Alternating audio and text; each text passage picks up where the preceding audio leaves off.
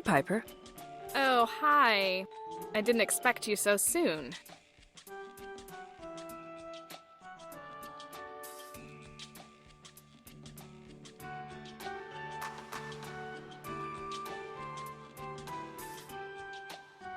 So, you must meet a lot of men here at the thing store. I meet my fair share, but I don't kiss and tell.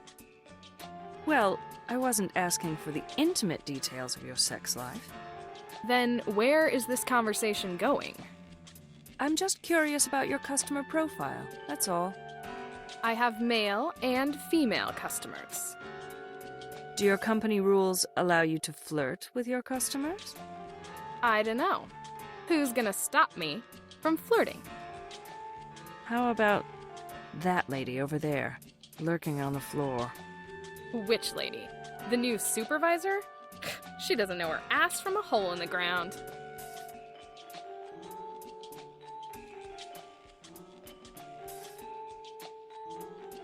Did you know Mr. Bogdanov was a recent immigrant? Oh, so that's why he talked funny and wore those ill-fitting clothes. I suppose. He immigrated from Russia 3 years ago. Didn't you know? No, I didn't. I never would have thought I would work for someone from a rogue state. There are many immigrants in this town, you know. Adrianopolis is a border city. I guess I never gave him a second thought. Oh well.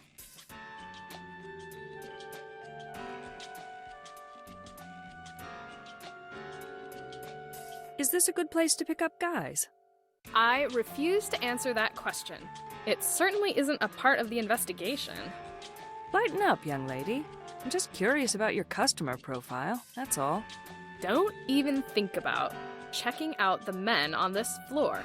This is my territory, Ms. Curiosity. No need to be so possessive. I suppose your company rules allow you to flirt with your customers? They've never tried to stop me before. There's a first time for everything, honey. A new supervisor may change the way you behave on the floor. What, the new supervisor? She doesn't know her ass from a hole in the ground.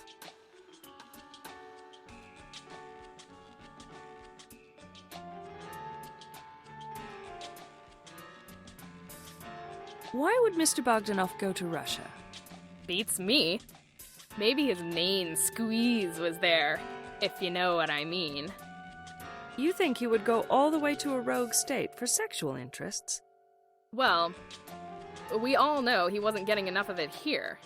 That's for sure. What do you mean? How can you be so sure? Oh, come on. His actions clearly showed that he was a man in need. Of? You mean I have to spell it out for you? S-E-X.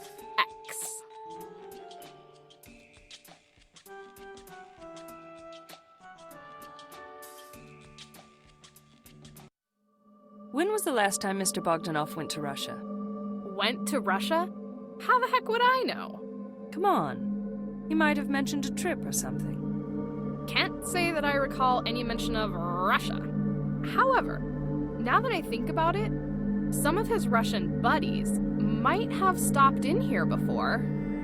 Why do you think they were Russian? Oh, you know, the way they talked funny, and again, those ill-fitting suits, and of course, those penetrating stares.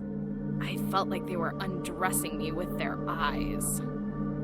So, what would Mr. Bogdanov do with his buddies? He would have such a visitor, say once or twice a month. He always took the individual upstairs to his office and closed the door. But I didn't think anything of it, because he was so weird anyway.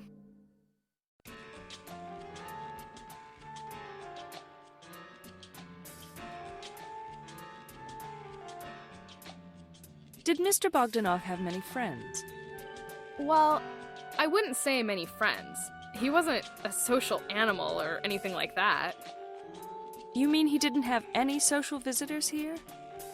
I told you about the buddies with the funny accents, didn't I guess they were his friends. Why are you hesitant? Couldn't you tell from their behavior if they were friendly or not? I suppose they were friendly, if you consider all the laughing, hugging, and patting of each other's backs as friendly gestures.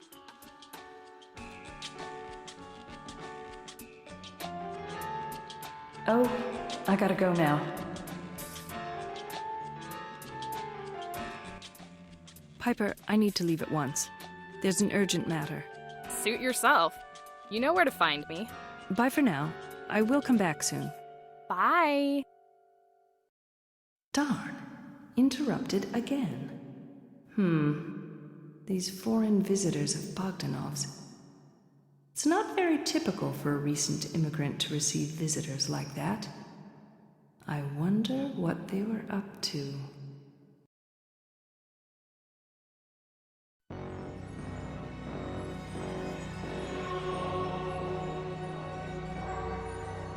That must be Ms. Shaw.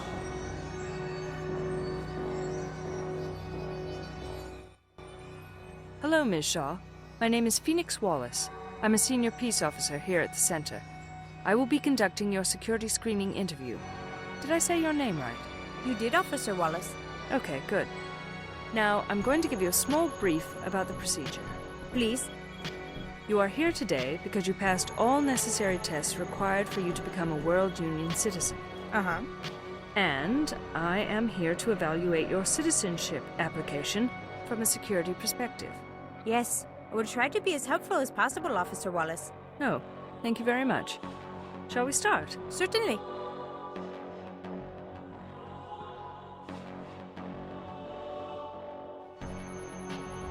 Can you please tell me about your childhood? Of course. I was born and raised in India. Where in particular? From Amritsar. Amritsar? Never heard of it. Is it in the northern part? Yes, good guess, Officer. It is the former Pakistan border. I heard that northern India was entirely destroyed by riots. That is correct. And your biological family? I never knew them. Dead, I suppose. Did you have a pleasant childhood? I can't say I did. I understand. Who raised you? I was found by Hindu monks. They raised me to the age of 10, then turned me over to a regional English school. Who supported you economically? The head of the monks was old friends of the headmaster of the school. So, you were on a scholarship? I suppose, something like that.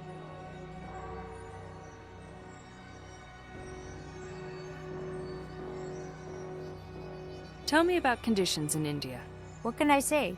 Pain, suffering, and hunger, crime, all over the place. And you've seen it all? I've lived it all. There were so many nights in my life that I didn't have food before going to sleep or any proper shelter. I just cannot picture that.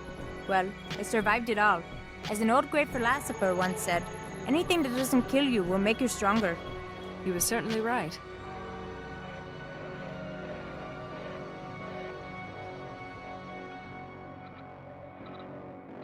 What does science mean to you? Are you asking about scientific living? Spot on. I didn't get a lot of chance to live scientifically in the past, but I am determined to change that. What do you mean by you didn't live scientifically? I mean, I made many mistakes all my life, made decisions that had nothing to do with science, suffered so much, and at this end of the road for me, I am tired.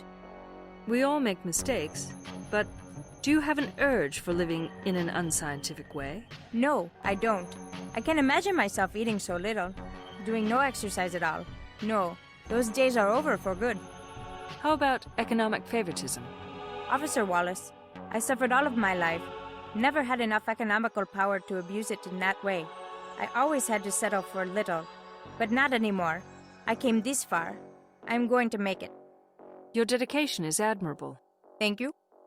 What about nuptial agreements? Never had an opportunity to get close to a man like that. No social pressure? When you have no biological family in India, nobody cares about you.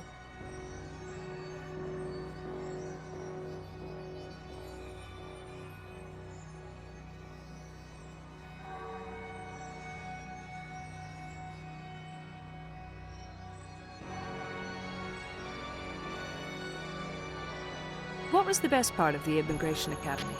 I actually enjoyed all of my classes. You did? That's quite unusual.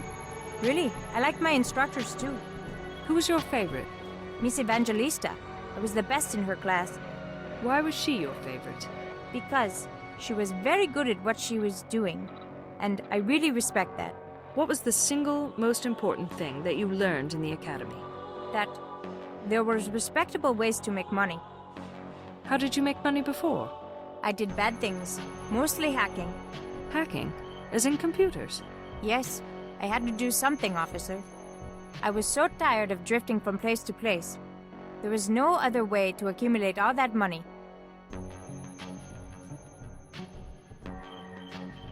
How did you find hacking jobs?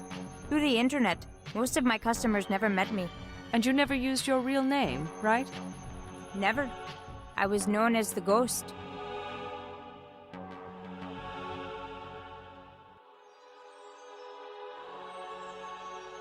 Did you ever take part in a riot? No, but I was exposed to one. You were? Where? In Bombay. There was a big riot in 2023. I think I heard about that riot. It was dubbed the Quiet Riot, right? Yes, but it was anything but quiet. How do you mean? I thought the rebels moved very quietly, and that's why it was dubbed the Quiet Riot. They were quiet, all right, but not their victims. I can still hear the screams of the victims. It constantly echoes in my head, impossible to forget. How did you survive it? I was luckily out of their way. They did not try to enter the building I was in. Who were they, anyway? Nobody ever knew. They only acted in dark and vanished during the day. There were even rumors that they were actually extraterrestrials.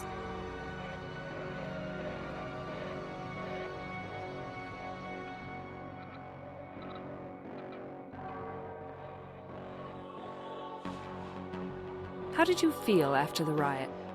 I made up my mind then. I was very young, but I knew I didn't want to live in India. What age were you? Just 15.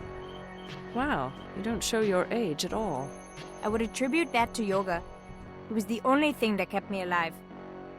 I suppose that you were lucky that you were armored with yoga. I feel very fortunate.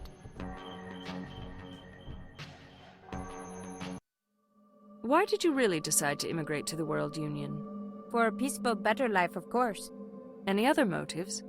I am a really tired person, Officer Wallace. And all I need is some peace and comfort. Life in the Union can be very demanding. Do you possess enough motivation to survive here? Your exhaustion can be a problem. I am a survivor officer and a hard worker. I am also very skilled in the computer field. I am sure I will add to the Union society, not take.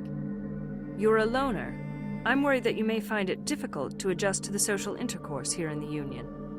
My advisor in the academy had similar concerns, but I was able to convince her otherwise. Would you be willing to get psychiatric help if necessary? Why would I need such a thing? I learned about all rules of etiquette. Well, learning rules is one thing, applying them another. You may experience difficulties. Well, I would consider it if necessary.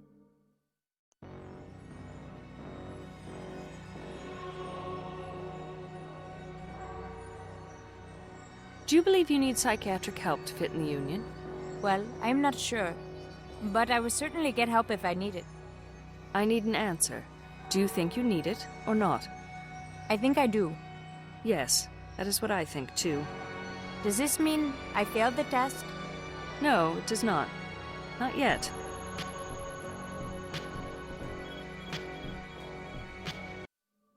I believe you were a complete social outcast. No, I was not. I had to stay away to survive. Don't lie to me, Rana. The devices show it when you lie. I think you will have a very difficult time fitting in the Union society. I doubt that, Officer Wallace. You lived alone all your life. How can you socially fit in? You need to engage in social intercourse to stay clear of any neurosis. I am not neurotic. And you know that. Not yet. And I'm not sure how you are not neurotic after all you've been through. As I said, yoga can do wonders. You're lying. Why should I lie? To hide the truth, of course. What truth? Your true motive to come here. You claim you have degrees, but cannot verify any schooling. You did not bring any documents. But you create miracles with computers. All of my records were lost. I was a hacker. Even that we cannot verify.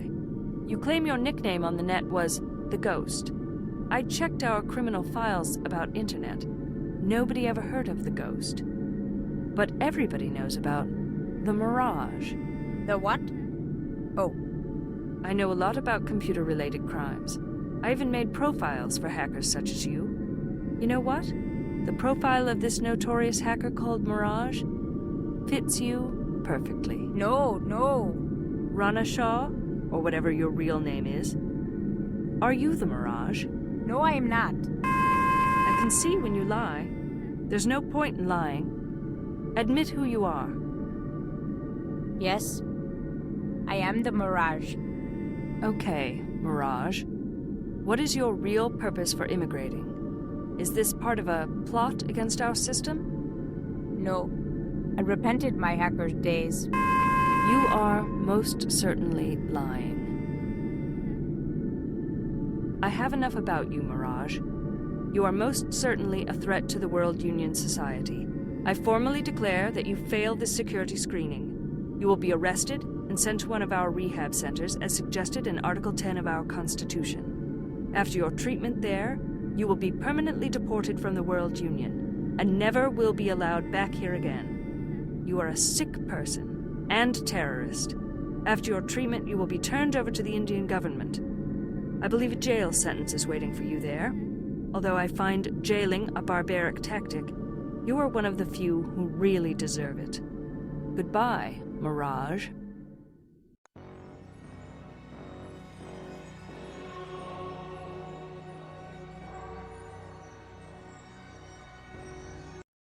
My word, Mirage. Never thought I would come face to face with one of those cyber terrorists.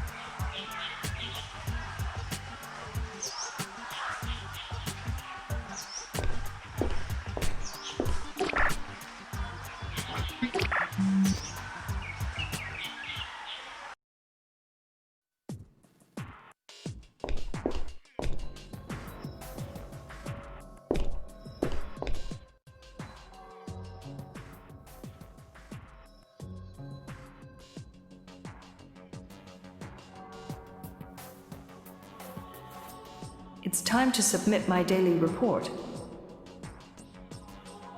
There, all done. There's always so much to do with these reports.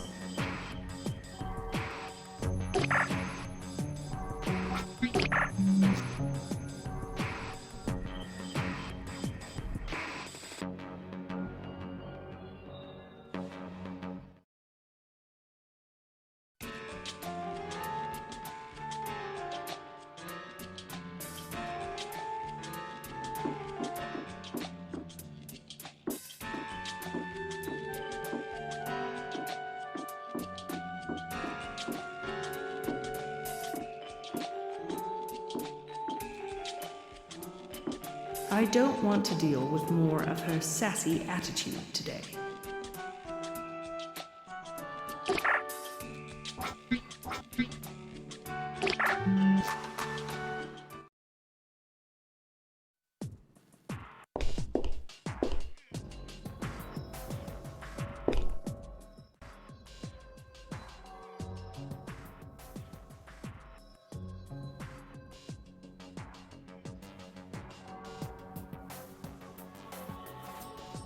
It's time to submit my daily report.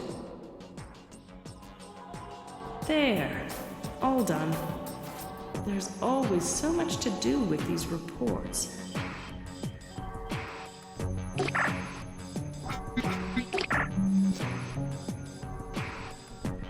It's getting late, and I'm beat. Time to head home.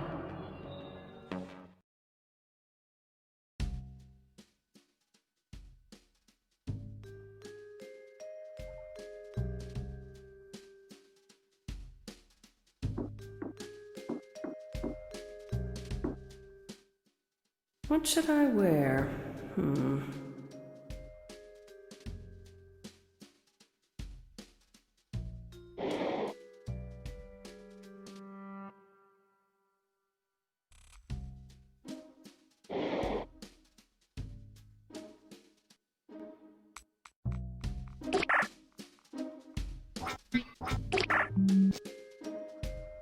It's closed.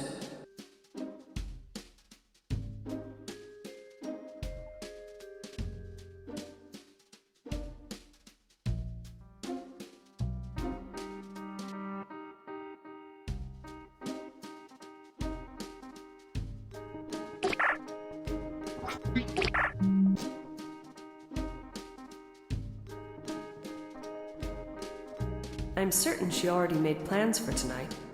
No point in calling her now.